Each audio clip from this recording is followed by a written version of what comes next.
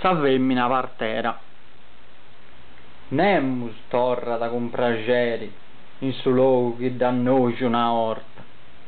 Una femmina a sa venite su tempo su con zunchius e chescius fia da poscendiare in sa terra nua.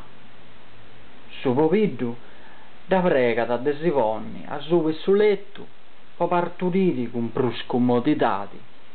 Oh, ia da risposto cussa, non bollo che costo male fino ad proprio e undi est incominciau.